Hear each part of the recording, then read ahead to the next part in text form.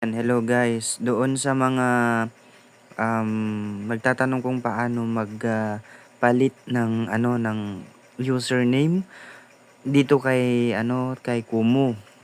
Pero gusto ko lang paalala sa inyo po na minsan lang kayo pwedeng magpalit ng username.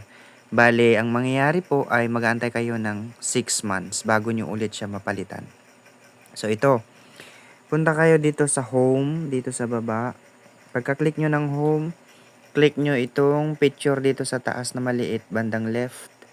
Yung picture nyo. And then, pindutin nyo itong mismong pangalan nyo. Ito. May arrow dito. Pindutin nyo yan. Then, makikita nyo na dyan. Then, pag nandito na kayo sa inyong sariling profile, pindutin nyo itong tatlong dot dito sa taas. Yan. Then, mayroon kayong makikitang edit profile. So, pwede nyo na siyang edit. Pwede nyo na lang lagyan itong name nyo, kung ano yung gusto nyong ilagay na name.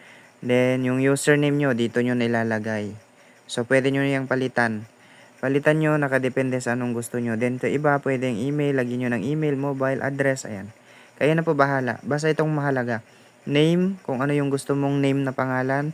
Kailangan po dyan may, depende kung gusto nyo na malagyan yung uppercase ng ng name nyo. Kung gusto nyo rin ng small, ganun. Okay lang din. Basta ang mahalaga dito sa username po kasi maliliit lang yan. Dapat dikit-dikit.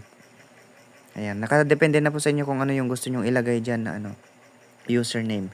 Then after nyo maglagay ng username, pindutin nyo tong save. Ayan. Tong save sa taas. Then, pindutin nyo tong arrow. Ayan. Para bumalik na kayo sa profile. Then, itong arrow ito. Itong ulo ulit ng arrow sa bandang left sa taas. Ayan. Then, mapupunta na kayo sa profile. Then, kung tinatanong nyo ulit kung paano magpalit ng profile picture, ganun din.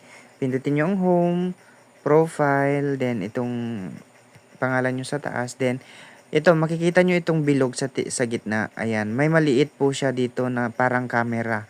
Hindi nyo po siya masyadong nakikita, pero pindutin nyo lang itong nasa baba dito sa bilog. Ayan.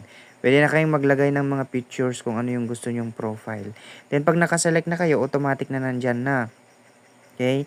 Then, yun. Mag-back na lang kayo. Automatic kasi na malalagay na dyan. Ayan. Mag-back na lang kayo. Ayan. May profile na picture na kayo. Ayan. Dun sa mga nagtatanong naman, paano ba, ang gagawin pag ikakopy yung username, tapos yun yung gagamitin nyo kasi pag magre-recharge kayo. Yun yung ibibigay nyo pag bumili kayo ng diamonds or yung coins na panlaro, ayan, bibigay nyo yung username nyo. So, nandito lang siya sa taas. Dito. Ayan, i-copy nyo lang to. Ayan. I-copy nyo lang.